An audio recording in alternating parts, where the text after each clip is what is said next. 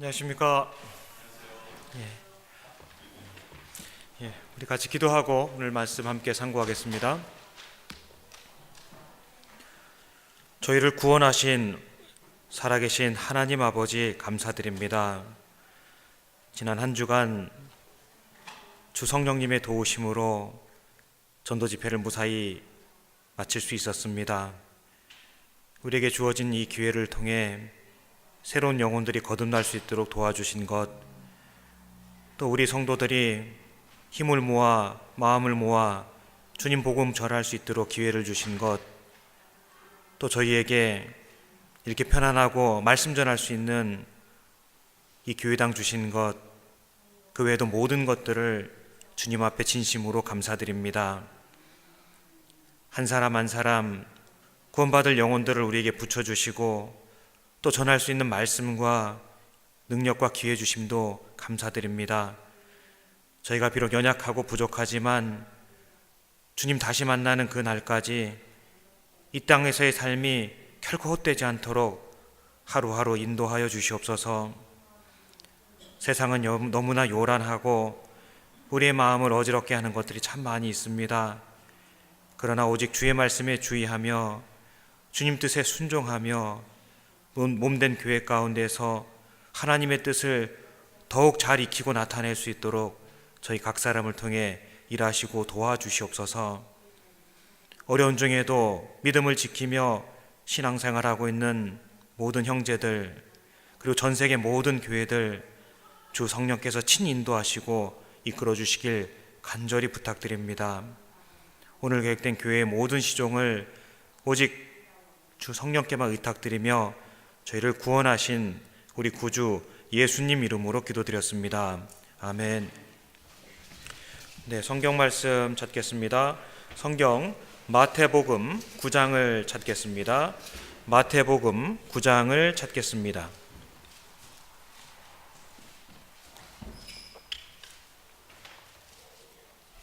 마태복음 9장 12절 13절, 마태복음 9장 12절과 13절 우리 같이 한번 읽겠습니다. 예수께서 들으시고 이르시되 건강한 자에게는 의원이 쓸데없고 병든 자에게라야 쓸데있느니라. 너희가 가서 내가 긍휼을 원하고 제사를 원치 아니하노라 하신 뜻이 무엇인지 배우라. 내가 의인을 부르러 온 것이 아니요 죄인을 부르러 왔노라 하시니라.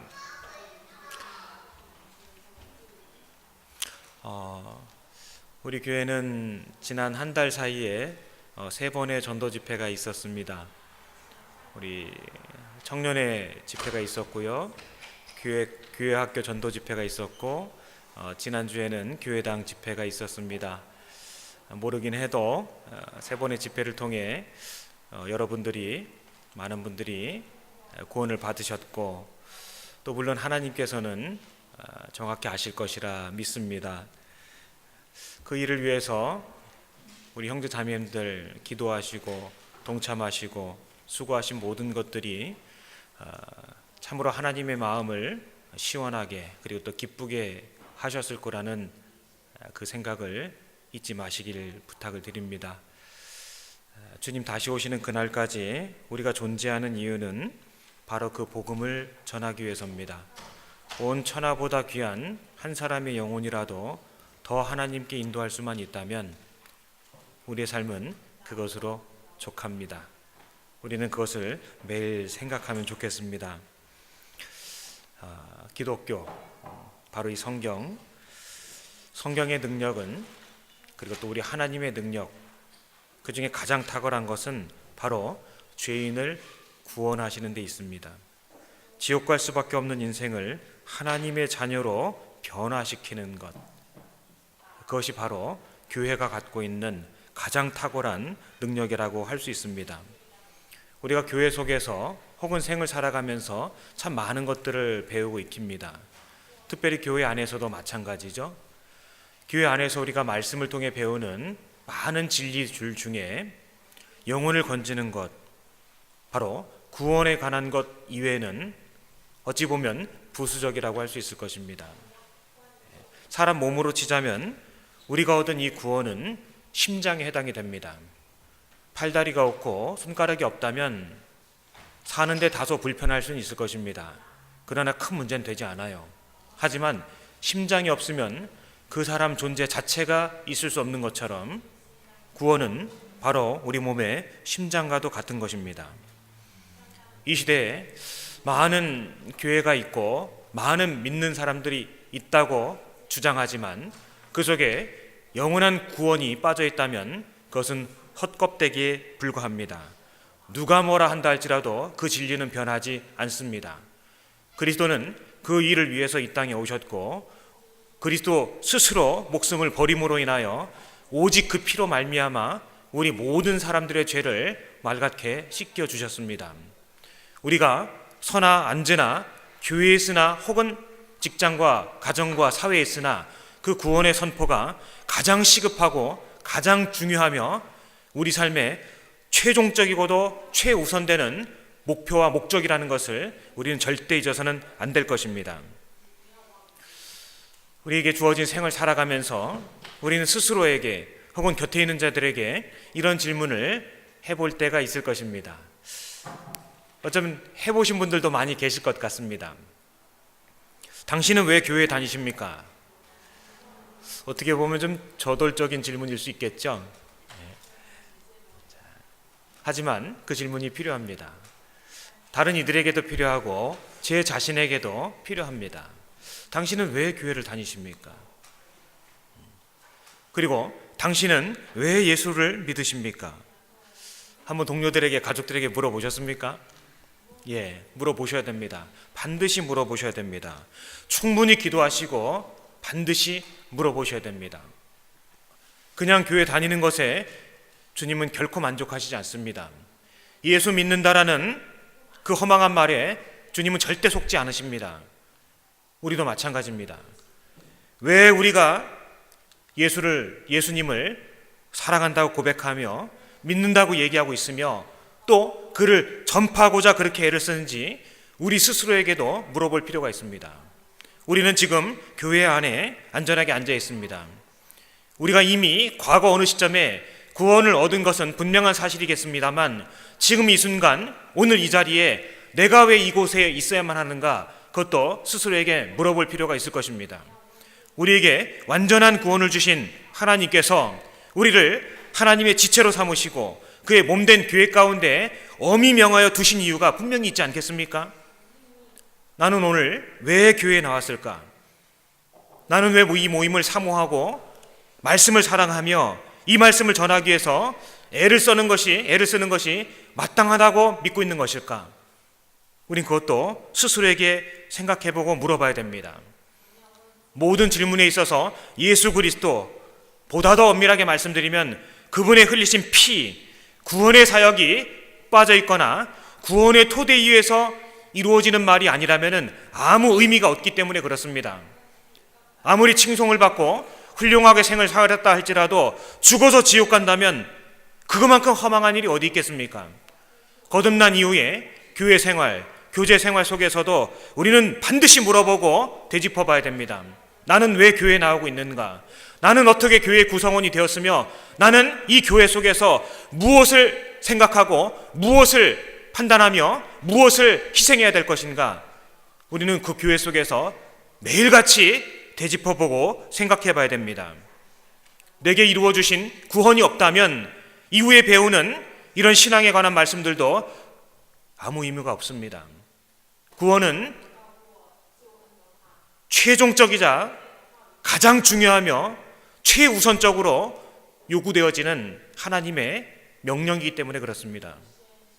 그것이 확실하게 된 이후에 그 토대 위에서 우리는 구원받은 자로서의 신앙생활을 배워야 할 것입니다. 아이들이 보는 책자에 나오는 것처럼 죽음 건너편에 천국문을 지키는 천사가 만일에 우리 모든 사람에게 이런 질문을 한다면 뭐라고 대답하시겠습니까? 닫혀진 천국문 앞에 큰 천사가 지키고 있습니다. 당신에게 내가 이 천국문을 열어줘야만 하는 이유를 한 가지만 대답해 보시오. 우리 어린아이들 보는 책에 그런 내용이 있더라고요. 여러분 무엇이 생각나십니까? 오직 하나밖에 없습니다. 예수 그리스도의 흘리신 그 피. 그 피가 아니면 아무도 누구도 그 천국문에 들어갈 수가 없기 때문에 그렇습니다. 우리가 집회 때마다 혹은 성경 속에서 때마다 절마다 배우는 그 구원에 관한 말씀들, 영원한 구원이죠. 하나님께서 영원하신 분이기 때문에 우리에게 주시는 구원은 영원한 구원입니다. 완전한 구원입니다. 하나님께서 완전하신 분이기 때문에 우리에게 허락하신 구원도 완전한 구원이 아니면은 사랑의 짝이 될 수가 없는 거예요. 영원하고 완전하신 하나님께서 단번에 그 구원을 이루어 주셨습니다. 염소와 송아지의 피로 아니하고 오직 자기 피로 영원한 속죄를 이루사 단번에 성소에 들어가셨느니라. 하나님께서 행하신 일입니다. 따라서 그 사실을 믿는 자들에게 심판이 지나갔음을 성경은 크게 선포하고 있습니다. 예수님은 이전에 나와 같은 모든 죄인을 위해서 죽으신 것이 틀림없는 사실인 것입니다. 그러나 안타깝게도 이 시대에 많은 사람들이 지금도 지옥을 향해서 뚜벅뚜벅 걸어가고 있습니다. 참 희한한 일이 아닐 수 없지요. 모든 사람의 모든 죄를 대속해내신 분명한 사실이 있음에도 불구하고 왜 아직도 비참하게 죽음을 향해 달려가고 있는 사람들이 있을까? 이유는 간단합니다. 우리에게 허락하신 이 복음의 효력은 모든 믿는 자에게 미치는 하나님의 의니 차별이 없느니라. 그 말씀에 해답이 있습니다. 아무리 잘났어도 혹은 아무리 배웠어도, 반대로 아무리 못났어도 아무리 못 배웠어도 모든 믿는 자에게 미치는 하나님의 의를 받아들이지 않기 때문에 지옥을 향해 달려가고 있는 것입니다. 우리는 그들을 잡아 세워야 되는 거예요. 멈춰! 잠깐만! 이 말 좀 들어봐요. 모든 믿는 자에게 미치는 하나님의 효력이기 때문에, 의이기 때문에 우리는 그 일을 해야만 합니다. 하나님은 그 일을 천사에게 부탁하지 않았습니다. 그냥 자원하는 사람에게 부탁하신 것도 아닙니다. 오직 딱 한 사람, 거듭난 사람들에게만 부탁하셨습니다. 효력은 바로 그 사실을 받아들일 때 그때부터 영향력을 미치게 되는 것입니다. 당신의 나라 임하실 때 나를 생각하소서. 우리는 그 누가복음 23장의 한 강도의 그 고백을, 그 회개의 간증을 기억합니다. 사실 우리의 모습 아닙니까? 죽기 직전에 구원받은 강도와 우리와 무슨 차이가 있겠습니까? 이 짧은 인생 속에서 내세울 것이 무엇이 있으며 또 설령 했다 할지라도 성령의 능력, 하나님의 도우심 아니었으면 우리가 과연 무엇을 얼마나 하고 살았겠습니까?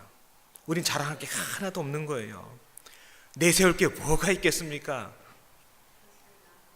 요한계시록에 그 24장로가 그 머리에 면류관을 어린 양 앞에 내어놓는 장면을 생각해 보십시오.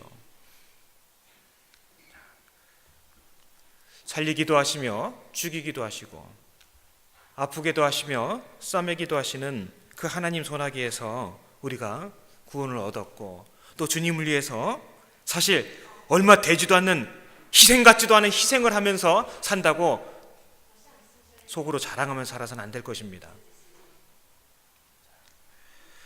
하나님은 우리를 위해 모든 것을 예비하셨고 또 과감하게 이 땅에 오셔서 마치 당연한 것처럼 우리를 위해 기꺼이 죽어주셨습니다. 그 은혜를 또 그 사랑과 하나님의 긍휼을 받아들인 사람들은 실제 그런 사람으로서 살아가야 됩니다. 여러분 짝퉁, 가짜가 뭔지 아시죠? 비슷한 걸 가짜라고 합니다. 99% 비슷해도 가짜입니다. 우리는 그리스도인처럼 살아서는 안 돼요. 우린 그리스도인입니다. 예수님이 멀리 계신 것이 아니라 내 속에 내 안에 계시다라는 사실을 우리는 절대 잊어서는 안 됩니다. 그것을 알지 못하고 믿지 못하고 깨닫지 못하고 실제 삶 속에서 발견하지 못하고 있다면 그리스도인이 아닐 것입니다. 성경은 우리에게 너희는 그리스도인처럼 살아라 라고 말씀하시지 않았습니다. 그리스도인이 되었으니 하나님의 자녀가 되었으니 하나님의 자녀로서의 삶을 살아갈 것을 말씀하신 겁니다. 사랑이 그렇지 않습니까? 내가 사랑한 것 같이 너희도 서로 사랑하라. 너희가 서로 사랑하면 세상이 너희가 나의 제자인 줄 알리라 말씀하셨습니다. 제자인 줄 알리라 말씀하셨습니다. 비록 많은 숫자는 아닐지라도 우리 곁에는 그 영혼에 관한 문제를 해결하기 위해서 찾고 또 궁구해하는 사람들이 틀림없이 있을 것입니다. 만일에 이 세상에 그 사람들이 단 한 명도 없다면 우리를 이 세상에 두실 리가 없습니다. 하나님께서는 저 하늘에서 자기를 찾는 자가 있는가 두루 살피신다고 하셨습니다. 하나님 반드시 찾아내십니다. 우여곡절 끝에 준비된 그리스도인들에게 그들을 보내주십니다. 연결해 주십니다. 분명히 내가 알지 못하지만 우리 곁에, 멀지 않은 우리 곁에 누군가가 하나님을 찾고 있다라는 명백한 사실은 바로 내가 오늘 살아있다는 것, 그게 바로 증거가 되는 겁니다. 거듭난 이후에 단 한 번도 나를 멸시하시거나 외면하신 적이 없습니다. 온통 그분은 내 생애에 두 눈동자를 맞추시고 초점을 맞추고 계십니다. 도와주시려고, 이끌어 주시려고, 복을 주시려고, 그리고 하나님의 일을 감당케 하시려고 틀림없이 내 곁에 나를 통해 거듭나야만 하는 영혼이 있기 때문에 오늘 내게 생명을 주신 거예요. 내게 건강을 주신 겁니다. 내게 주어진 모든 것들은 사실 내가 잘 알지 못하는 그 영혼을 위해서 주신 거나 마찬가지인 거예요. 우리가 말씀을 배울 때마다 그것이 일깨워지지 않습니까? 십자가를 떠올리고 십자가를 볼 때마다 내 삶에 대한 총체적인 판단과 무엇을 위해 살아야 되는지가 다시금 생각되지 않습니까? 요즘 너무나 바빠요. 그리스도인들 참 슬픈 얘기가 있죠. 요새 너무 바빠서 교제를 못 나가겠어요. 요즘 너무 바빠서 기도할 틈이 없어요. 주님 앞에서 그 얘기 한번 해보시라고 하고 싶습니다. 너무 바빠서 기도할 틈이 없다고요? 너무 바빠서 교제 나갈 틈이 없다고요? 너무 바빠서 전도할 틈이 없다고요? 예, 좋습니다. 우리 앞에서가 아니라, 자신 앞에서가 아니라 나를 구원하고 정말 발가벗겨진 채로 어떤 짐승보다도 참혹하게 죽어간 그 창조주 예수 그리스도, 그분 십자가 앞에서 우리가 그 얘기를 할 수 있을까요? 너무 바쁘다고요? 우리 곁에는 복음을 단 한 번도 들어보지 못한 채 죽어가는 영혼들이 있다는 것을 우리는 항상 생각해야 됩니다. 준비된 자들에게 하나님은 영혼을 보내시고 그들의 입을 통해 우리에게 호소합니다. 어떻게 하여야 구원을 얻으리이까? 요한복음 6장을 한번 찾아보겠습니다.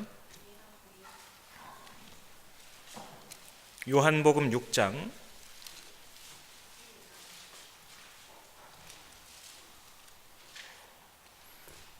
요한복음 6장 28절 29절 우리 같이 읽겠습니다.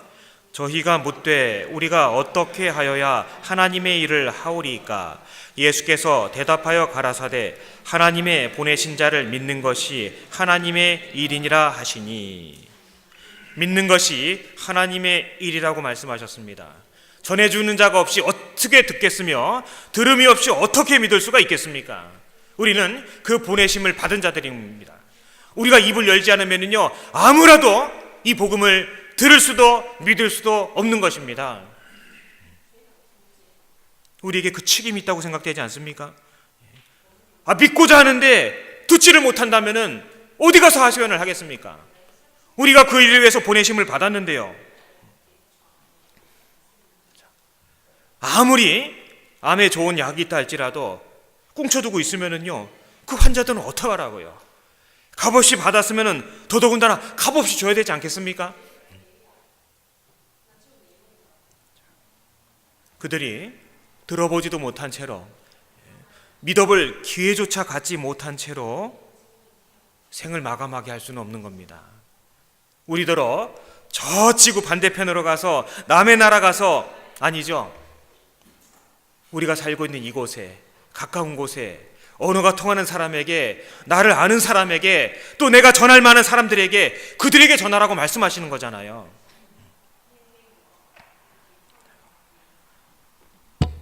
어떤 이들은 여태까지 왜 내게 이 말을 안 해줬냐고 뒤늦게 얘기하는 경우도 있습니다. 물론 거듭나신 이후에 감사함에 또 기쁨 가운데 얘기하는 것일 수도 있습니다. 사실 그런 말씀에 뼈가 있지 않습니까? 우리 스스로 그렇게 생각해야 되지 않을까요? 왜 나한테 이 얘기 인지해줬냐고.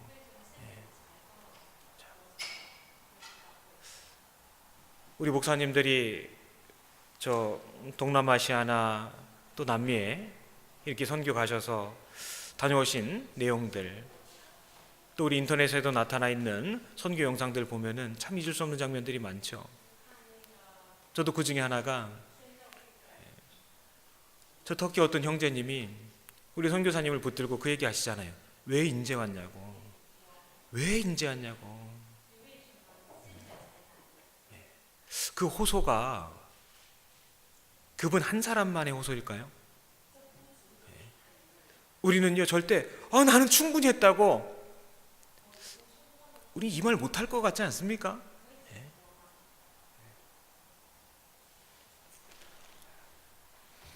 인자가 세상에서 죄를 사하는 권세가 있는 줄을 너희로 알게 하려 하노라 라고 예수님께서 마태복음 9장 6절에 말씀하셨습니다. 알게 하려고 하신다 하셨습니다. 우리는 알았습니다. 우리는 하나님이 그 크신 사랑을 알고 믿었습니다. 요한일서만 하더라도 안다는 말씀이 30회나 나온다고 말씀드렸습니다. 우리는 알고 있습니다. 아는데 얘기를 안 해서는 안 되잖아요. 우리가 구원의 확신을 성경을 통해 얻지요. 나는 하루에도 12번 마음이 변할 수 있지만 이 성경은 결코 변하지 않습니다. 따라서 엄밀하게 말해서 구원의 확신은 바로 이 성경 속에 있는 것입니다. 우리는 이 성경을 의지하고 이 성경을 믿으며 이 성경을 통해 확신을 얻는 것입니다. 매일 그렇습니다. 요한일서 5장을 찾아보겠습니다.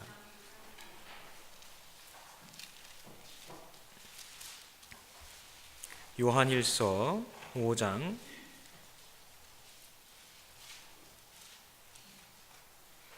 10절, 하나님의 아들을 믿는 자는 자기 안에 증거가 있고 하나님을 믿지 아니하는 자는 하나님을 거짓말하는 자로 만드나니 이는 하나님께서 그 아들에 관하여 증거하신 증거를 믿지 아니하였습니다. 또 증거는 이것이니 하나님이 우리에게 영생을 주신 것과 이 생명이 그의 아들 안에 있는 그것이니라.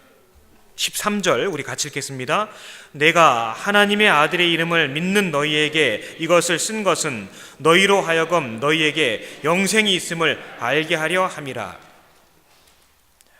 하나님의 아들을 믿는 자는 자기 안에 증거가 있다고 말씀하고 계십니다. 우리 속에 무슨 증거가 있습니까? 내 삶의 태도나 방식이 바뀌어진 것, 증거가 될 수 있습니다. 그리스도를 이전보다 더 사랑하는 것, 증거가 될 수 있습니다. 교회를 사모하고 교제를 사모하고 복음 증거하는 충분히 증거가 될 것입니다. 우리는 분명하게 두신 그 증거를 확인할 수 있습니다. 알았노라, 믿었노라, 얻었노라 얘기할 수가 있는 게 바로 실제 거듭난 그리스도인들인 거예요. 그 사실을 알게 하려고 이 말씀을 기록하셨다고 하나님 편에서 말씀하고 계시지 않습니까? 한번 생각해 보세요. 거듭났다고 주장하고 있는 내 삶 속에 있어서 어떤 증거가 나타나고 있는지, 무슨 증거가 나타나고 있고, 그리고 그 증거들을 통해 내 곁에 있는 사람들이 어떤 영향을 받고 있는지, 나를 통해 그리스도를 실제 보고 있는지 그것도 생각해 봐야 됩니다. 물론 어렵다는 것은 잘 압니다. 저도 참 죽을 지경입니다. 내 몸이 왜 잘 이렇게 안 바뀌는지 모르겠어요. 하지만 생각해 보세요. 우리는 거듭난 그 날부터 지금 이 순간까지 비록 만족스럽진 못한다 할지라도 변했습니다. 그리고 지금 이 순간도 변해가고 있고 앞으로도 더욱 크게 변할 것을 갈망하고 있지 않습니까? 하나님의 아들을 믿는 자는 자기 안에 틀림없이 증거가 있습니다.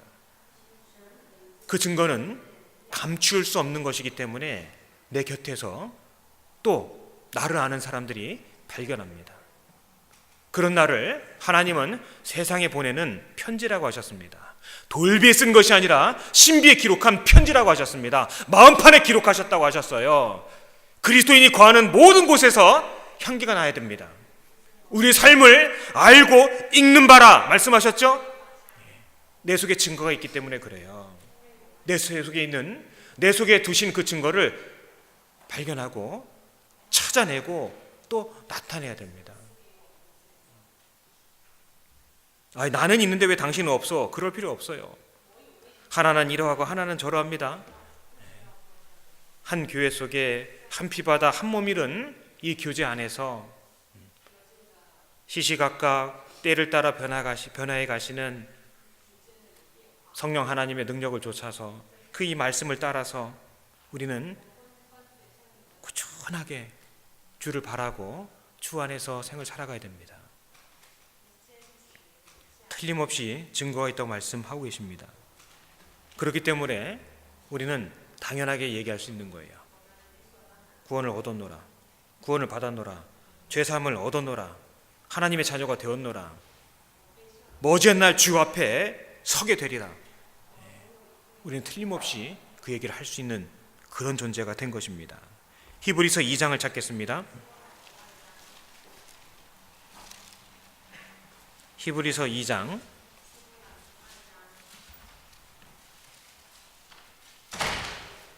2장 3절 같이 읽겠습니다. 우리가 이같이 큰 구원을 등한히 여기면 어찌 피하리요? 이 구원은 처음에 주로 말씀하신 바요 들은 자들이 우리에게 확증한 바니. 이같이 큰 구원이라고 말씀하셨습니다. 이같이 큰 구원을 받은 적도 없으면서 안다고 얘기하고 또 초보적인 것이라고 논단하고 판단하고 있는 자들이 있다면 그 사람들이 받을 형벌이 얼마나 크겠습니까?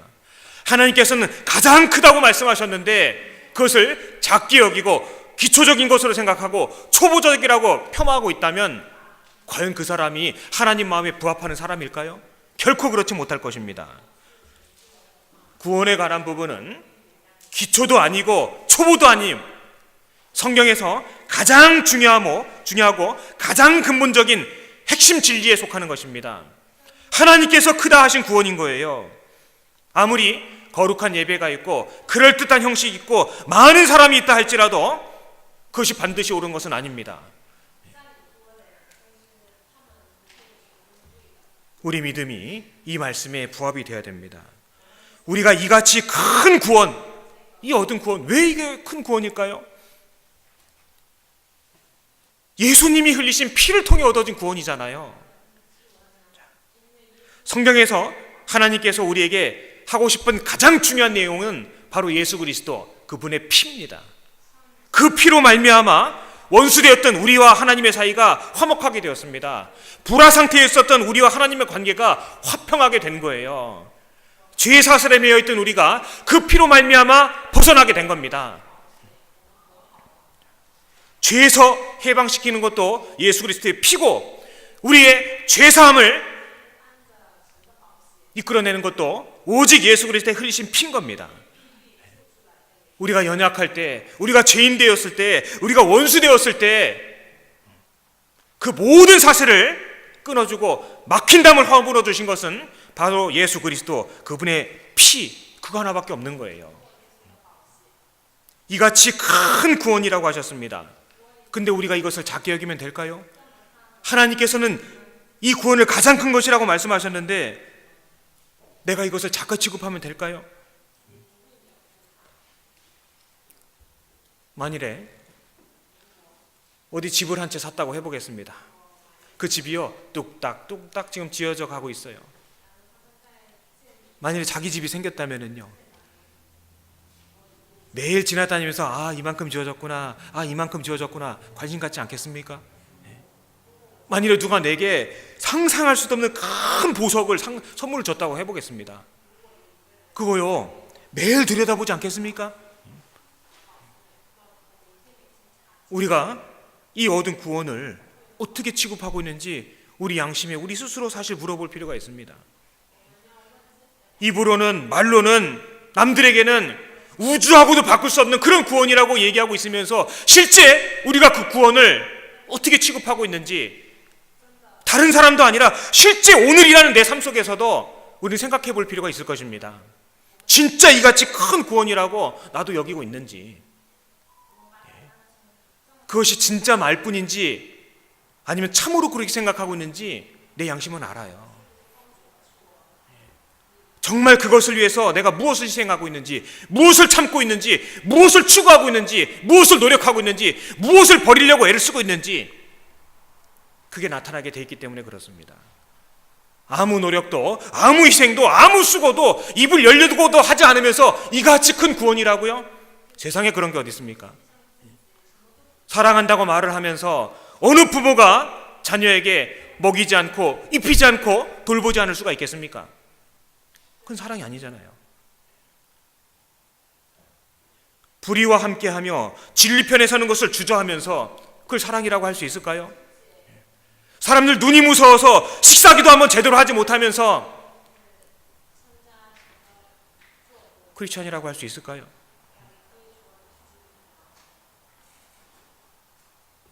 구원받은 교회 속에 나와서도 누구는 누구 편, 누구는 누구 편, 예수님의 몸을 갈갈이 찢어놓는 그런 말을 서슴지 않고 있으면서도 과연 이 큰 구원을 얻은 사람이라고 얘기할 수 있을까요? 하나님은 우리에게 주신 이 구원을 이렇게 크다고 말씀하신 겁니다. 내 마음을 비춰봐야 됩니다. 이제 막 구원받은 초신자가 아닐지라도 우리는 충분히 그것을 생각할 수 있을 것입니다. 로마서 8장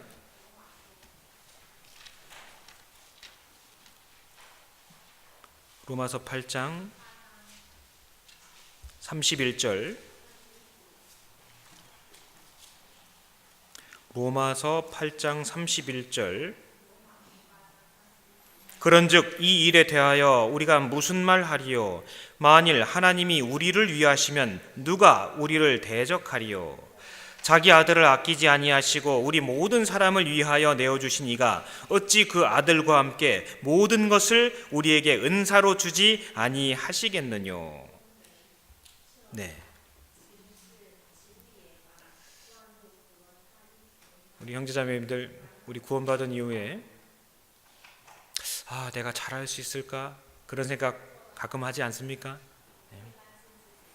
내가 정말 주님 자녀답게 잘할 수 있을까? 우리 수시로 드는 걱정이고 또 의문이기도 할 것입니다. 성경은 말씀하십니다. 넌 충분히 잘할 수 있어. 사실 그 말씀하시는 거예요. 우리가 죄인 되었을 때 그런 나를 위해서 자기 몸을 내어주신 하나님께서 우리가 자녀가 되었습니다. 자녀를 위해서 필요하다면 무엇인들 못해주겠느냐, 그 말씀하시는 거잖아요. 죄인 되었을 때도 자기를 희생해 주셨는데 자녀가 하나님의 뜻에 온전하게 살아가기를 갈망하고 발버둥치고 애를 쓰는데 무엇인들 도와주지 않겠느냐, 그 말씀이잖아요. 여러분, 신앙생활은요 내 힘으로 하는 게 아닙니다. 물론 나의 전적인 의지와 결단과 믿음, 힘이 필요합니다. 그러나 그것만 갖고 하는 게 아니에요. 주님이 도와주시는 거예요. 내가 주 안에, 주님이 내 안에, 주께서 도와주시는 겁니다. 우리의 계획이, 우리의 뜻이 하나님 마음에 딱 맞기만 하면은 모든 것을 우리를 위하여 어찌 베풀어 주지 않겠습니까? 그 말씀하고 계신 거잖아요. 하나님은 우리를 응원하고 계십니다. 말씀을 통해, 천지 만물을 통해, 거듭난 형제 자매를 통해, 누군가의 기도를 통해, 그리고 성령님의 친히 간구하심을 통해 거듭난 우리 한 사람 한 사람을 사실 격려하고 응원하고 도와주고 계신 거예요. 우리에게 필요한 건 딱 하나입니다. 그걸 전적으로 신뢰하는 거예요. 그것만 믿는 겁니다. 주님은 그걸 원하시는 거예요. 주님은 준비 다 하셨어요. 우리를 구원하실 준비 이미 다 끝내놓으셨었죠? 구원하실 뿐만 아니라 구원받은 이후에도 이 험한 세상 속에 이 구질구질한 육신의 정욕을 딛고 하나님의 탁월하신 뜻을 나타내는 삶을 살 수 있기를 이미 준비해 놓으신 겁니다.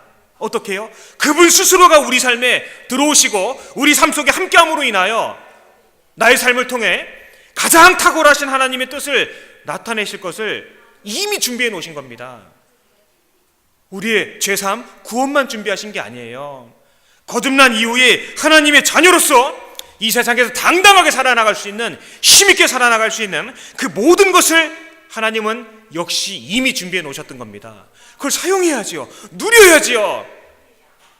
그게 하나님 아버지의 뜻이지 않습니까?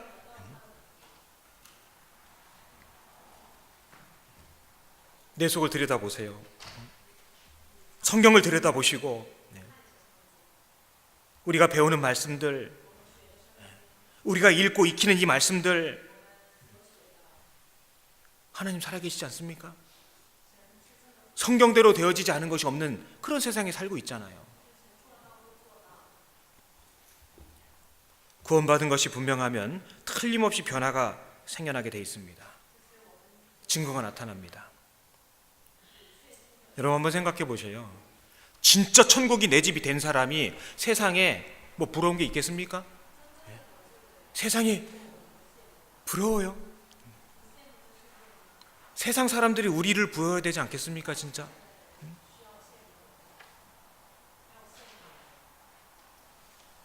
세상이 우리를 변화시켜서는 안 되죠. 우리가 세상을 변화시켜야 되죠. 우리가 그들을 인도해야 되잖아요. 어떤 분은요, 친구 전도하러 갔다가 전도 돼서 오는 경우도 있어요.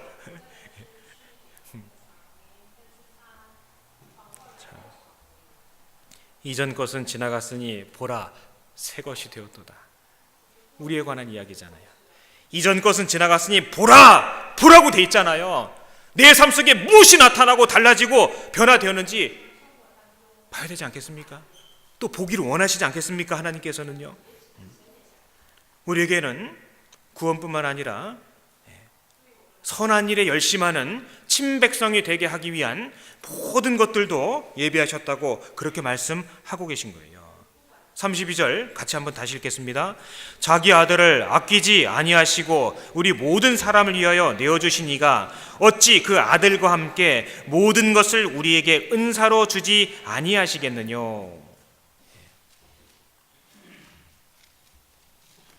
구원뿐만 아니라 구원받은 이후에 하나님의 자녀로서 살아갈 수 있는 힘과 능력과 그 필요한 모든 것들도 우리에게 주셨다고 말씀하셨습니다. 베드로후서 1장을 찾아보겠습니다.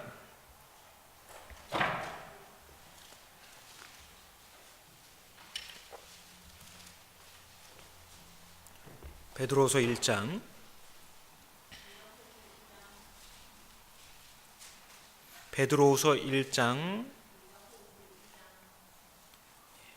1절부터 제가 읽겠습니다. 예수 그리스도의 종과 사도인 시몬 베드로는 우리 하나님과 구주 예수 그리스도의 의를 힘입어 동일하게 보배로운 믿음을 우리와 같이 받은 자들에게 편지하노니 하나님과 우리 주 예수를 알므로 은혜와 평강이 너에게 더욱 많을지어다. 3절 4절 같이 읽겠습니다. 그의 신기한 능력으로 생명과 경건에 속한 모든 것을 우리에게 주셨으니 이는 자기의 영광과 덕으로서 우리를 부르신 자를 알므로 말미암음이라. 이로써 그 보배롭고 지극히 큰 약속을 우리에게 주사 이 약속으로 말미암아 너희로 정욕을 인하여 세상에서 썩어질 것을 피하여 신의 성품에 참여하는 자 되게 하려 하셨으니. 하나님은 우리에게 구원만 허락하신 것이 아니라 생명과 경건에 속한 모든 것을 주셨다고 돼 있죠. 주실 것이라고 안 돼 있죠. 거듭날 때 그 생명 속에 이미 경건과 생명에 속한 모든 것을 주셨다고 돼 있는 겁니다. 그렇기 때문에 그 뒤에 5절서부터 나오는 말씀은 더욱 힘쓰라고 돼 있는 거예요. 무엇을? 경건에 속한 그 모든 것들을 이미 주셨기 때문에 그 믿음의 덕을, 덕의 지식을, 지식의 절제를, 절제의 인내를, 인내의 경건을, 경건의 형제의 우애를, 형제의 우애의 사랑을 공급하라. 그 앞에 뭐가 붙어 있습니까? 더욱 힘써라고 붙어 있죠. 왜요? 있는 거예요, 내 속에. 내가 이렇게 살아갈 수 있는 밑바탕을, 근원적인 힘의 원천을 이미 주셨다는 겁니다. 그걸 사용해야 됩니다.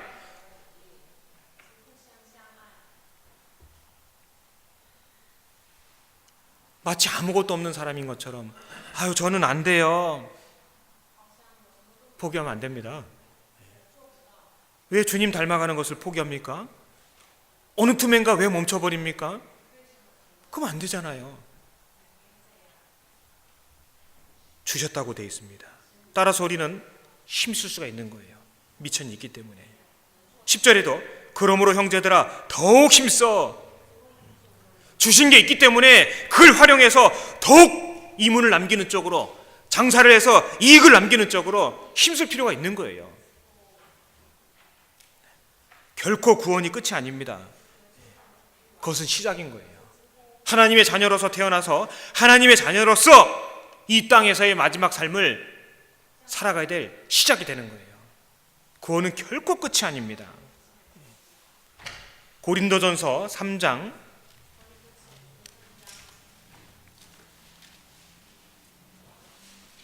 16절,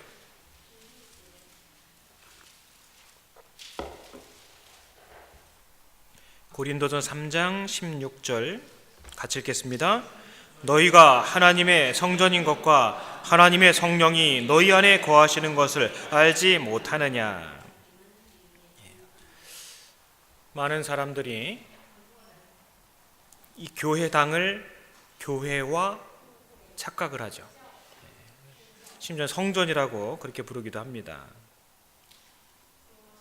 무슨 의미인지는 우리가 이해는 합니다. 하지만 엄밀한 의미에서 성령 하나님께서 계신 곳은 바로 거듭난 사람, 의롭다 여김받은 죄사함 받은 사람 속에 거합니다. 죄가 있으면 성령 하나님, 거룩한 하나님께서 들어오실 수 없기 때문에 그렇습니다. 죄사함 받은 사람 속에 하나님이 함께 하십니다. 그래서 너희가 하나님의 성전인 것과 하나님의 성령이 너희 안에 거하시는 것이라고 말씀하고 계시죠. 거듭난 사람 속에 계신 것입니다. 그래서 구원받은 사람 자체가 하나님의 집이 되는 겁니다. 마찬가지로 거듭난 크리스찬들의 그 모임이 하나님의 집이 되는 것입니다. 주님 다시 오실 때까지 그 집은 지어져 가는 거라고 말씀하셨죠. 하나님 우리를 값으로 사셨습니다. 그 뒤에 6장 보겠습니다. 6장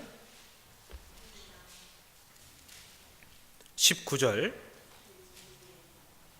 너희 몸은 너희가 하나님께로부터 받은 바 너희 가운데 계신 성령의 전인 줄을 알지 못하느냐. 너희는 너희의 것이 아니라. 20절 같이 읽겠습니다. 값으로 산 것이 되었으니 그런즉 너희 몸으로 하나님께 영광을 돌리라. 우리의 몸은 성령 하나님이 거하시는 성령의 전일 뿐만 아니라 우리 것이 아니라고 말씀하고 계십니다. 이미 값을 치르고 하나님께서 사셨기 때문에 소유권이 하나님에게 있다고 말씀하고 계십니다. 인정이 되십니까? 만일 이 말씀이 맞다면 우리는 또 언제 생각해 봐야 됩니다. 실제 나는 내게 주어진 이 생명을 통해, 이 몸을 통해, 이 삶을 통해 무엇을 하고 있는지 그것도 생각해 봐야 될 것입니다. 너희는 먼저 그의 나라와 그의 의를 구하라. 그리하면 이 모든 것을 너에게 더하시리라. 순서가 명확하죠? 하나님께서 값으로 사신 이 몸과 나의 생애를 나는 무엇을 위해 살고 있는가? 그건 당연히 생각해 봐야 될 문제입니다. 구원받은 사람, 그들 자체가 하나님께서 거하시는 성전이라고 그렇게 말씀하셨습니다. 우리 교회 잘 아시죠? 에클레시아. 이 신약 성경에 교회라는 용어가 150회 등장한다고 합니다. 그건 모두 구별된 무리 또 빼어낸 사람들이라는 의미인 에클레시아를 사용하고 있습니다. 헬라 말입니다. 구별됐다. 무엇으로부터 구별됐다는 뜻일까요? 네, 세상으로부터 구별됐다는 뜻이에요. 비록 세상에 있지만 세상 사람들과는 같지 아니하다라는 겁니다. 도대체 뭐가 같지 않은 걸까요? 주일날 두어 시간 교회당 나오는 것 말고 갖지 않은 게 혹시 뭐가 있나요? 끊임없이 우리에게 성경은 말씀하시지 않습니까? 에클레시아, 구별된 무리, 빼어낸 사람들. 그래서 라오디게아에 있는 형제들과 눈바와 그 여자의 집에 있는 교회에 문안하라. 그 여자의 집에 있는 교회에 문안하라. 골로새서에 그런 말씀이 있습니다. 빌레몬서에서도 아키포와 네 집에 있는 교회에게 문안하라. 그 아키포 그 집에 모임이 있었던 모양입니다. 그게 교회였던 거예요. 우리 토론토 교회도 처음에는 그렇게 모였었죠. 어느 지역이나 마찬가지일 것입니다. 교회 생활, 다른 말로 이 교제 생활은 인간들 편에서 만들어내는 교리나 실천적인 모습이 아닙니다. 교회를 예정하신 하나님께서 이렇게 거듭난 사람들이 모여서 함께 떡을 떼고 찬송을 하며 말씀을 전하고 배우는 그 교회를 하나님이 예비하신 겁니다. 첫사람 아담에게 있어서 그 배필을 예비한 것도 하나님이셨습니다. 아담에게 그 배필을 이끌어 오신 이가 바로 하나님이셨습니다. 가정이라는 제도도 인간들이 살다 보니까 만들어낸 것이 아니라 하나님 편에서 만들어 주신 것이었습니다. 교회가 그렇습니다. 인간 편에서 만들어진 것이 아니라 하나님께서 창세전부터 예정하시고 실제 그리스도를 통해 완성된 그 구원의 사역을 통해서 이 교회가 이루어진 것입니다. 사도행전 20장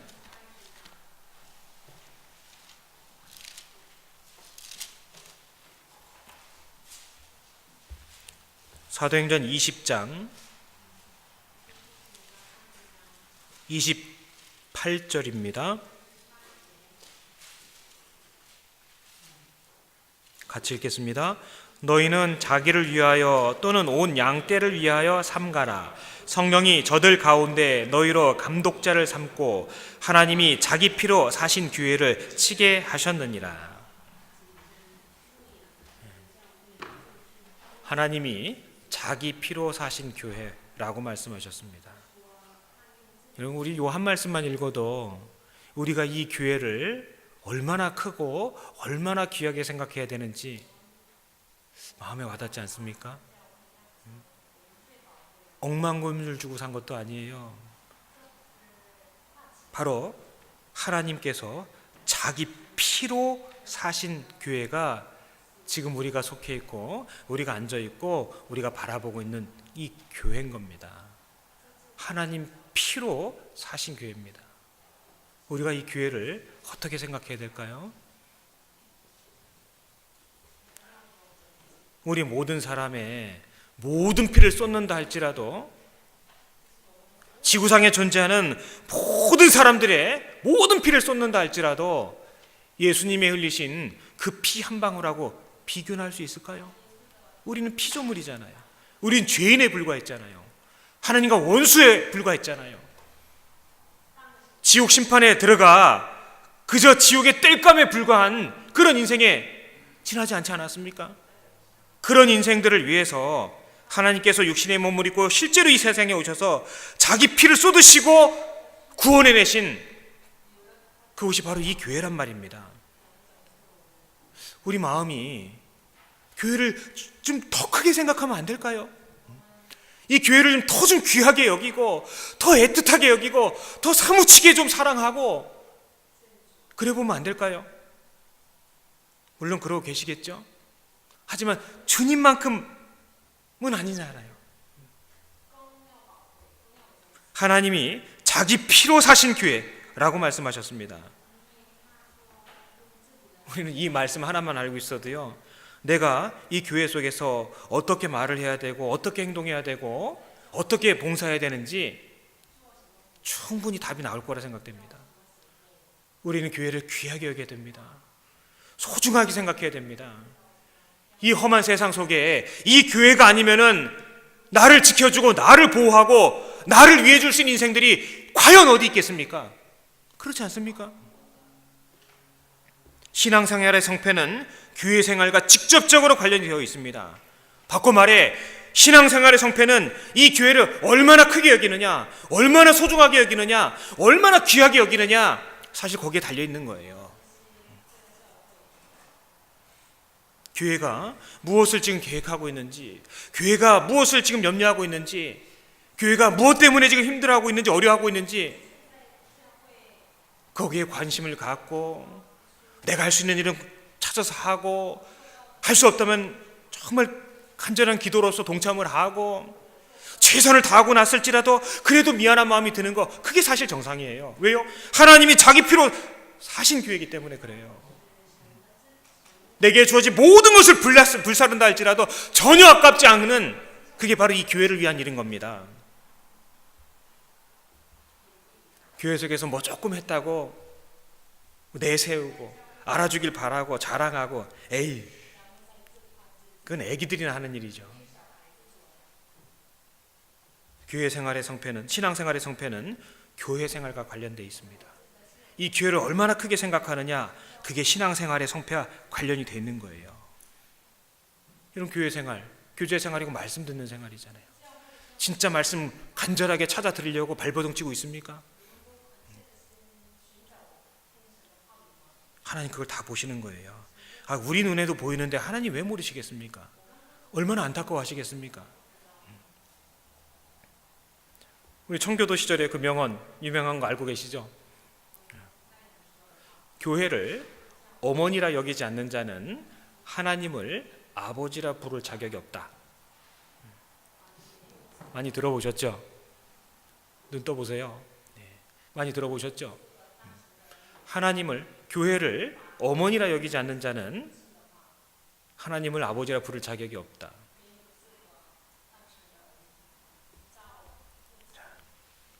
우리는 같은 신앙, 같은 구주, 같은 믿음, 같은 소망을 갖고 있습니다.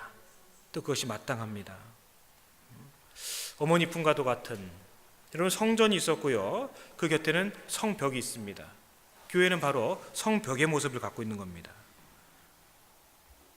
우리 어제 생활에 관련된 말씀 들으면서도 그 자연의 세계에 포식자도 있지만 약한 짐승들도 있습니다.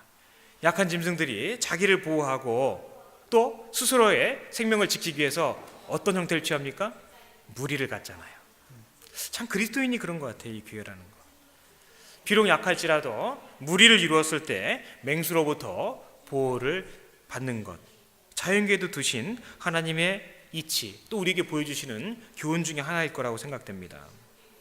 거듭난 이후에 신앙생활은 한마디로 교회 생활입니다. 교제 생활입니다. 교회 안에서의 생활입니다. 교회를 크게 여기는 자가 하나님을 존중히 여기는 겁니다. 교회를 귀하게 여기는 사람이 하나님을 귀하게 여기는 사람인 거예요. 왜 함부로 말하고, 왜 자기 주장대로 하고, 왜 논단하느냐? 교회를 작게 여기고 있는 거예요. 그러니까 겁이 없는 겁니다. 우리에게는 출생과 동시에 가족이라는 관계가 주어지죠. 우리가 태어날 때 어머니, 아버지 혹은 먼저 태어난 형님, 누나들이 있습니다. 교회도 마찬가지입니다. 우리가 거듭났을 때, 새로운 생명을 얻었을 때, 그 생명이 얻어짐과 동시에 먼저 거듭난 가족들, 교회를 만나게 되는 겁니다. 출생도 하물며 그러한데 영적으로야 얼마나 더 애틋하고 또 사랑스러우며 긴밀한 관계가 교회겠습니까? 예수님께서도 동일하게 그 일에 관해서 말씀하셨죠? 예수님이 많은 말씀을 하고 계셨습니다. 사람들이 온 집에서 그 모친 마리아나 동생들이 가까이 할 수가 없었습니다. 사람이 와서 전합니다. 예수님, 당신의 어머니와 모친과 동생들이 와 있나이다. 그때 예수님이 뭐라고 하셨습니까? 사람들을 둘러보시며 가라사대 누가 내 모친이며 동생들이냐 하고, 하나님의 뜻대로 행하는 자가 내 형제여 자매여 모친이라 말씀하셨죠? 하나님의 뜻대로 하는 자들, 그것은 바로 거듭난 자들인 겁니다. 전 그 말씀 집회 때마다 꼭 찾습니다. 너무 좋거든요. 너무 좋거든요. 나 같은 볼품없는 죄인 덩어리가 정말 누구 하나 알아주는 그런 인생이 예수님의 가족이 됐다는 겁니다. 예수님은 거듭난 우리를 친구라 부르기를 부끄러워하지 않으신다고 하셨습니다. 예수님에게 있어서 가족은 하나님의 뜻으로 이루어진 거듭난 형제 자매들, 그것을 더 소중히 여기고 계신다는 것을 알 수 있습니다. 여러분들 다 아시죠? 지금 드리는 말씀들. 근데 아는 것으로 멈춰서는 안 됩니다. 실제 내 삶 속에서 그것이 나타나고, 할 수만 있다면 나를 변화시키고, 더 할 수만 있다면 그런 나를 통해 다른 사람들이 변화될 수 있도록 훨씬 더 간절하고 사무치는 마음을 갖고 생을 살아야 될 것입니다. 그게 하나님의 뜻이거든요. 주님을 좀 기쁘시게만 할 수만 있다면 그거면 되잖아요. 이 다음에 주님 만났을 때 수고했다 그 한마디 들으면은요, 우리 생은 성공한 겁니다. 사는 동안에 집 한 채 없어도, 차 한 대 없어도 주님 만났을 때 누구누구야 수고했다, 다 보았다, 내가 눈물을 흘릴 때, 내가 애쓸 때, 내가 그때 참고 인내할 때 다 보았노라, 나도 그때 거기 있었노라, 수고했다. 그거 한마디면은요, 우리 삶은 그냥 끝나는 거예요. 사단은 거듭난 성도들이 교회 생활, 교제 생활, 거듭난 무리들이 함께하는 이 신앙생활이 얼마나 강력하고 유용한지를 알기 때문에 어떻게 해서든지 그걸 깨려고 합니다. 성경은 우리에게 우리 사이에 주어지신 같은 거를 보라고 말씀하시죠? 에베소서장에 자세히 나와 있습니다. 우리 안에 같은 것들이 얼마나 많이 있습니까? 주님이 하나이요, 믿음이 하나이요, 세례가 하나이고, 하나님이 하나이고, 몸된 교회가 하나이고, 성령이 하나이고, 소망이 하나잖아요. 같은 것을 보라고 말씀하셨습니다. 자, 그것만 보면 일치된 마음을 갖고 일심으로 한 뜻으로 복음을 위하여 협력할 수 있거든요. 근데 마귀는 그걸 싫어해요. 시기합니다. 다툼과 분쟁을 일으키려고 합니다. 그것을 유도하죠. 자, 거기 혹해서는 안 됩니다. 거기에 농락당하면은요, 주님의 몸이 찢겨지는 거나 마찬가지인 거예요. 그걸 생각해 보세요. 예수님 십자가에 못 박히기 전에 채찍질에 몸이 난도질 당하셨죠? 그 모습을 상상해 보세요. 이 교회 머리는 주님이시고 몸은, 이 교회는 몸이라고 말씀하셨습니다. 주님의 몸이 찢겨지는 걸 생각해 보시자고요. 우리가 더 마음을 함께 해야 되지 않겠습니까? 한 마음 한 뜻으로 합력하고 힘을 모으고 뜻을 모아야 되지 않겠습니까? 근데 마귀는 그걸 제일 싫어하는 거예요. 삐집고 들어옵니다. 너하고 누구는 스타일이 다르잖아. 너하고 누구는 성격도 다르잖아. 저 사람 말투하는 거 봐봐. 배움의 정도가 다르고 고향이 다르고. 그게 마귀가 하는 짓이거든요. 세상에 교회에 그런 게 어디 있습니까? 여러분, 2000년 전의 초대교회는요, 자유자, 종이 함께 먹었습니다. 있을 수도 없는 일인 거예요. 상상이 안 되는 겁니다. 근데 그들은 함께 했습니다. 초창기에 다소간의 어려움은 있었지만 오직 말씀 안에서 성령께서 인도하심을 따라 사도들의 가르침을 받아서 그들은 힘을 모았고, 큰 핍박과 압력 속에서도 불꽃처럼 전 세계에 복음을 전했습니다. 그 불꽃이 사실 우리 같은 사람에게도 전해진 거예요.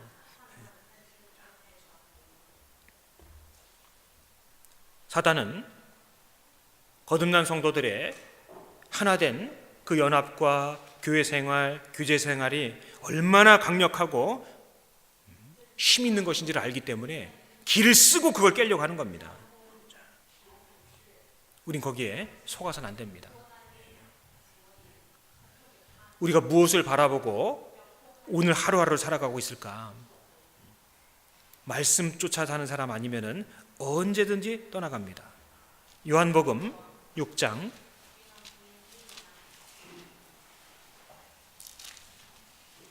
요한복음 6장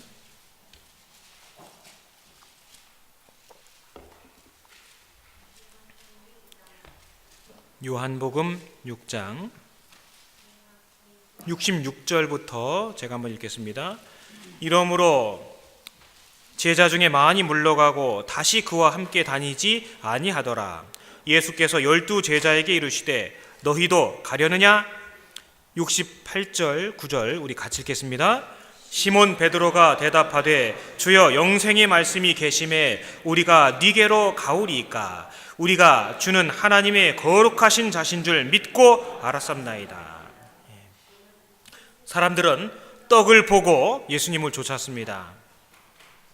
그러나 비록 적은 숫자이지만 베드로의 고백처럼 주여 영생의 말씀이 계심에 우리가 네게로 가오리이까?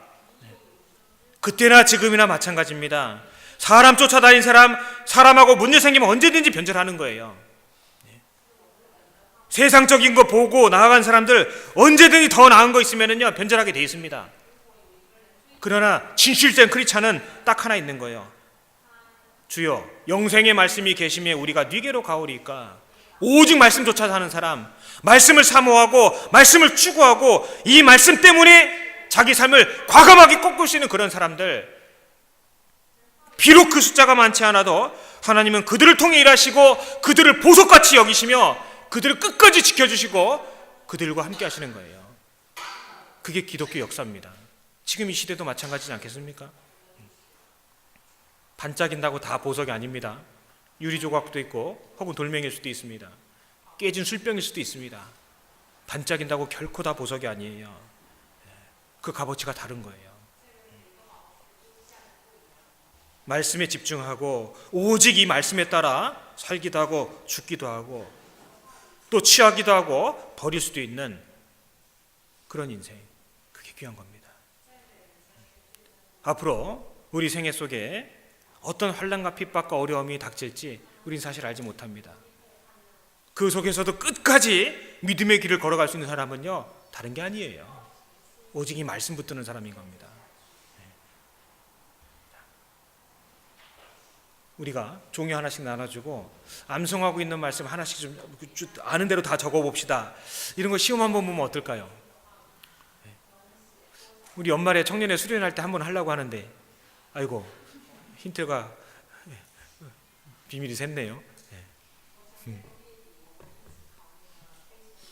주여 영생의 말씀이 계심에 우리가 네게로 가오리이까? 구원받은 사람 갈 데 없습니다. 안 그렇습니까? 진짜 구원받은 사람이 세상 속에 묻혀가지고서 즐겁고 편하게 살 수 있을 거라고요? 만일에 그렇다면 그분 생명 없는 거예요. 절대 그렇게 안 되게 돼 있습니다. 하나님은요 두 주인을 섬기는 것이 불가능하다고 말씀하셨습니다. 그렇기 때문에 슬픈 얘기지만 우리 함께 하다가 뭐 이러쿵저러쿵 이유 때문에 함께 없어요. 근데 얘기 들어보면 잘 살고 있어요? 왜 구원받은 사람이 저럴까? 아닙니다. 기도 제목을 바꾸세요. 그분들 전도 대상자입니다. 그렇게 생각하셔야 돼요. 우리는 현재의 삶 속에서 영원한 것을 예비하는 자들인 겁니다.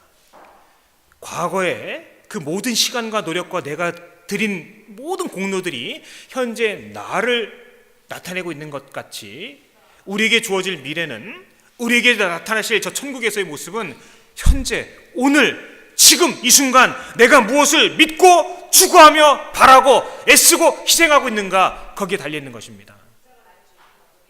과거는 바꿀 수 없어도 미래는 바꿀 수가 있는 거예요. 주님 금방 다시 오십니다. 누가복음 19장 찾겠습니다. 누가복음 19장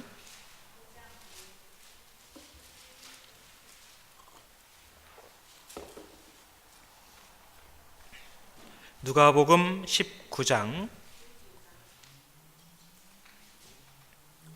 12절 가라사대 어떤 귀인이 왕위를 받아가지고 오려고 먼 나라로 갈 때에, 이 문화의 비유가 여기 기록이 되어 있습니다. 13절 그 종 열을 불러 은 열 문화를 주며 이르되 내가 돌아오기까지 장사하라 하니라. 분명하게 한정을 지어 놓으셨습니다. 내가 돌아오기까지 장사하라 명령이죠. 그리고 한 문화씩을 주신 겁니다. 15절 귀인이 왕 위를 받아가지고 돌아와서 은준 종들의 각각 어떻게 장사한 것을 알고자 하여 저희를 부르니, 이 귀인은 말씀 그대로 왕위를 받아서 틀림없이 돌아오셨습니다. 그게 끝이 아니고 이전에 한 문화씩 나눠준 종들을 다시 불렀습니다. 왜요? 어떻게 장사했는지를 알고자 하신다고 하셨습니다. 우리에게 주시는 말씀 아닙니까? 내게 구원받은 이후에 주님은 다시 오실 것을 약속하셨습니다. 그때 그게 믿어졌지요? 우리는 그 생애 속에 살아가고 있는 거예요. 초림하신 예수님과 재림하실 예수님, 그 사이에 우리는 끼어 있습니다. 우리 짧은 생애가 끼어 있는 거예요. 거듭난 이후에 우리에게 주신 너무나 많은 것들을 생각해 보셔요. 이루 헤아릴 수가 없습니다. 구원을 주셨죠. 교회를 주셨죠. 형제 자매를 주셨죠. 여전히 내게 건강을 주시고, 내게 가족을 주시고, 내게 호흡하고 살며 기동할 수 있는 모든 것들을 주셨고, 또 내게 친구들과 내가 접촉하고 만나는 많은 인간관계, 사실 그것도 하나님께서 주셨습니다. 빈손으로 맨몸으로 세상에 나왔지만 그래도 지금 머리에도 걸치고 있어요. 하나님께서 내게 너무나 많은 것들을 주셨습니다. 하루하루 24시간 째깍째깍 흘러가는 그 모든 시간은 부자나 나나 거렁뱅이나 똑같이 주지 않았습니까? 왜 주셨을까요? 장사하라고. 언제까지? 내가 돌아오기까지. 주님 틀림없이 오십니다. 곧 오십니다.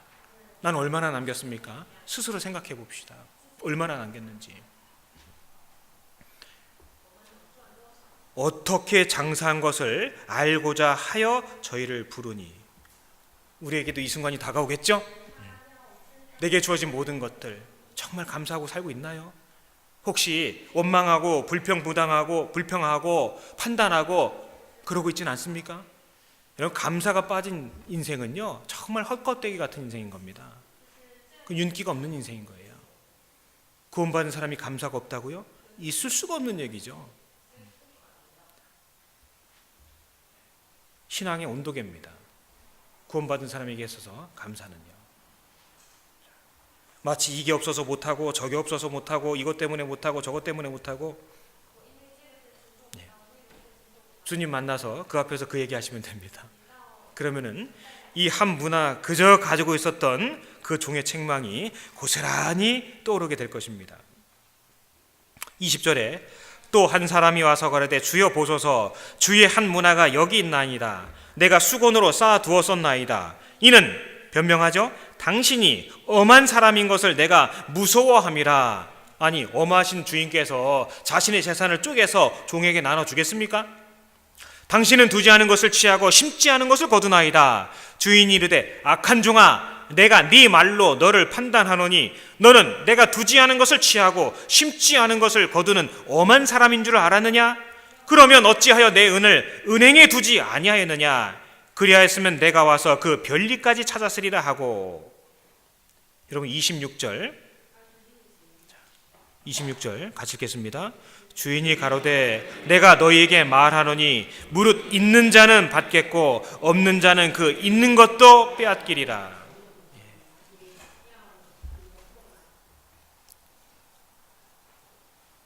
예수님 재림하실 때 앞서간 성도들 그리고 천군 천사들도 그 옆에 함께 옹이하고 계실 것입니다. 한문화 그저 갖고 있는 종의 삶의 모습으로 주님을 만난다면 얼마나 부끄럽겠습니까? 저는요, 이 26절의 말씀이 너무 크게 와닿아요. 내 딴에는 이 정도면 됐어, 난 할 만큼 했어 라고 우리는 착각하고 살고 있지 않습니까?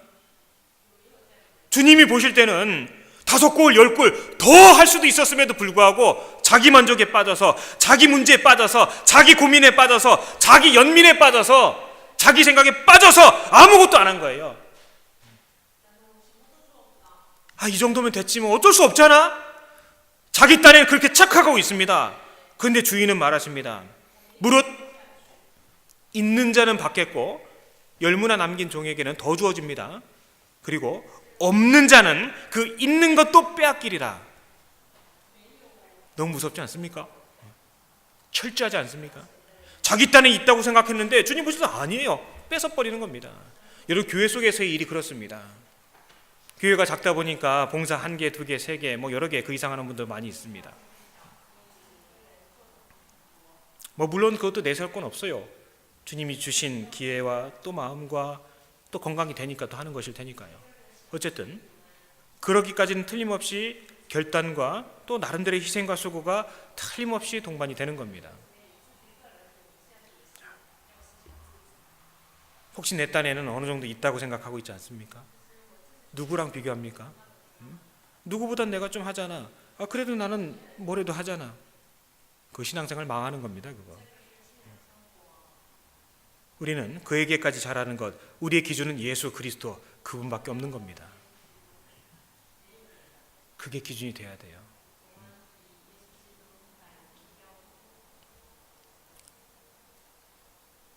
교회 속에서 똑같은 지역에 똑같은 교회를 나오고 똑같은 말씀을 듣고 신앙생활을 하고 있습니다. 근데 왜 누구에게는 더 신앙적인 힘이 느껴지고 그 눈이 더 반짝거리고 주님을 사랑하는 그 모습들이 발견될까? 저 사람 힘들 텐데 힘 안 드나? 그런 마음 들 때 있지 않습니까? 예, 그분에게는요 하나님의 특별한 자비하심과 하나님의 사랑이 있는 거예요. 오직 여호와를 앙망하는 자는 새 힘을 얻으리니, 그런 말씀이 있죠. 새 힘이 주시는 거예요. 한 문화 그저 갖고 있던 사람 걸 뺏어서 10문화 남긴 자에게 줘버리시잖아요. 우리에게 주어진 일들이 그렇습니다. 교회 속에서의 봉사도 그렇습니다. 봉사 내게 주어졌을 때 직분이 있건 없건 최선을 다해서 잘해야 됩니다. 왜요? 그건 사람이 준 게 아니라 하나님이 주신 거기 때문에 그래요. 주님 가만히 지켜보십니다. 없는 자는 그 있는 것도 빼앗기리라. 하나님 보실 때는 없어요. 근데 자기 딴에 있다고 생각하는 거예요. 착각이죠. 요한계시록 3장입니다.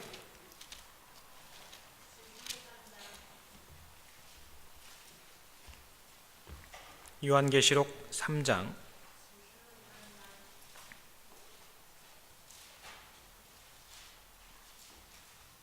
요한계시록 3장 15절, 내가 네 행위를 아노니 네가 차지도 아니하고 더웁지도 아니하도다. 네가 차든지 더웁든지 하기를 원하노라. 네가 이같이 미지근하여 더웁지도 아니하고 차지도 아니하니 내 입에서 너를 토하여 내치리라. 네가 말하기를 나는 부자라 부요하여 부족한 것이 없다 하나 네 곤고한 것과 가련한 것과 가난한 것과 눈먼 것과 벌거벗은 것을 알지 못하도다. 여러분, 이 라오디게아 스스로의 평가와 판단과 예수님의 평가와 판단이 너무 다르지 않습니까? 자기를 딴에 난 부자예요, 부요해요, 부족한 거 없어요, 자기 만족에 빠져 있죠. 주님이 보시는 것은 아니라 너는 곤고하다, 가련하다, 벌거벗었다, 눈이 멀었다. 어느 판단이 맞겠습니까? 우리의 삶을 정말 이 복음 위에, 성경 말씀 위에 비춰봐야 됩니다. 내가 어떤 인생을 지금 살아가고 있는지. 바쁘다고 하면서 세상 일은 다 하고 살고 있지는 않습니까? 없다고 하면서 내 살궁리는 다 하고 살고 있지 않습니까? 예, 괜찮아요. 하지만 그거 하는 것만큼은 주님을 위해서 뭔가를 해야 되지 않겠습니까? 교회 살림살이 걱정 안 되십니까? 아직 구원받지 못한 부모님을 두고 있는 청년 자매들, 형제들 걱정되지 않습니까?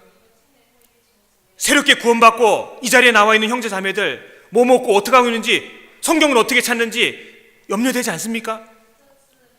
생각할 게 한두 가지가 아니에요. 물론 숨은 듯 드러나지 않는 듯 자발적으로 자원하는 마음으로 여러 형제 자매들이 그 일을 알게 모르게 하고 계신 거죠. 물론 주님이 그 속에서 하고 계신 겁니다. 그럼 나는 어떠한가? 나도 주님 앞에 서야 되잖아요. 왜 자꾸 남하고 비교하고 남하고 판단하고. 여러분, 전도인은요, 여러분을 원하지 않았어도 때 되면 바뀝니다. 걱정 마세요. 때 되면 바뀌어요. 나는 하나님 말씀 앞에 어떻게 살아가고 있는가, 그거 생각하고 있습니까? 힘써야 될 때는 정작 따로 있는데 엉뚱한데 너무 힘을 많이 쓰고 있는 게 있지 않습니까 혹시? 예수님께서 이 라오디게에게 권고해 주십니다. 18절 19절 우리 같이 읽겠습니다.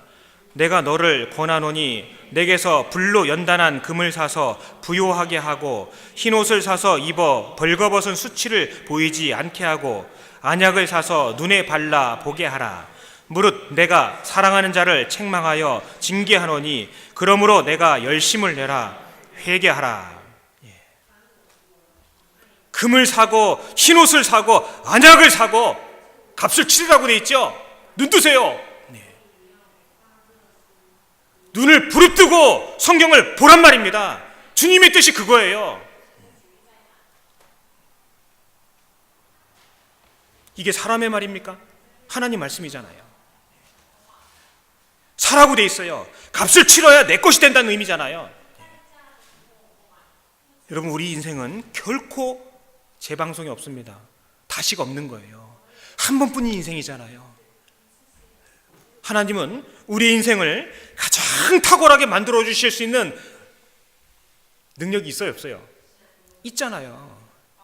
그러니까 말씀대로 살자고요. 말씀대로 구원받았으면 말씀대로 교회 생활하고 말씀대로 기도 생활하고 말씀대로 봉사 생활하고 말씀대로 전도 생활하고요.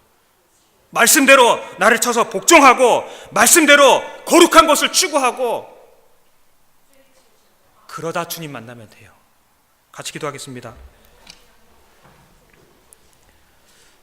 저희를 구원하신 하나님 아버지 감사드립니다. 우리를 구원하신 그 크신 사랑과 놀라운 은혜 속에서 오늘 이 하루를 또 살게 되었습니다. 모쪼록 생이 흘러갈수록 오직 주님 말씀만이 저희의 삶에서 커지고 강간하게 나타날 수 있도록 자비를 베풀어 주시옵소서. 아직 우리 주변에 구원받지 못한 너무나 많은 영혼들이 있습니다. 온 교회가 힘을 모으고 마음을 모으고 뜻을 모아서 한 사람의 영혼이라도 더 주님께 인도하는 그런 우리 토론토 교회가 될 수 있도록 하나님 도와주시옵소서. 함께 머리 숙인 우리 소중한 형제 자매님들 일일이 기억하시고 어느 상황 어느 형편 속에서도 오직 믿음으로만 행할 수 있도록 하나님 도와주시옵소서. 저희를 사랑하시는 우리 구주 예수님 이름으로 감사하며 기도드렸습니다. 아멘.